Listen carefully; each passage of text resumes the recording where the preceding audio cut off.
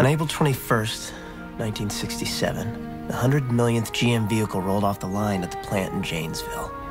A blue two-door Caprice. There was a big ceremony, speeches. Lieutenant Governor even showed up. 3 days later, another car rolled off that same line. No one gave two craps about her. But they should have. Because this 1967 Chevrolet Impala would turn out to be the most important car.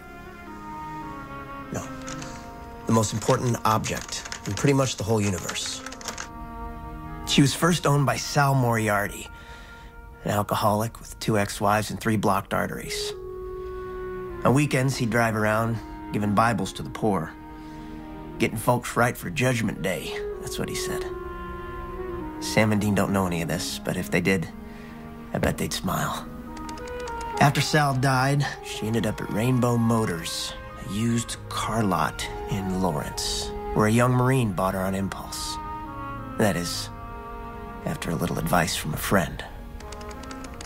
I guess that's where this story begins. And here's where it ends. The Impala, of course, has all the things other cars have, and a few things they don't. But none of that stuff's important. This is the stuff that's important. The army man that Sam crammed in the ashtray. It's still stuck there. The Legos that Dean shoved into the vents. To this day, heat comes on, they can hear him rattle. These are the things that make the car theirs. Really theirs. Even when Dean rebuilt her from the ground up, he made sure all these little things stayed. Because it's the blemishes that make her beautiful. The devil doesn't know or care what kind of car the boys drive.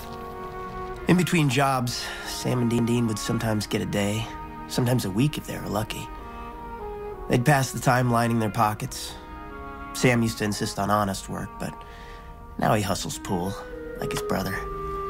They could go anywhere and do anything. They drove 1,000 miles for an Aussie show, 2 days for a Jayhawks game.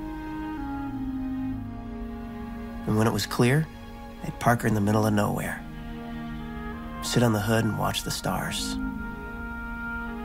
for hours without saying a word. It never occurred to them that, sure, maybe they never really had a roof and 4 walls, but they were never, in fact, homeless.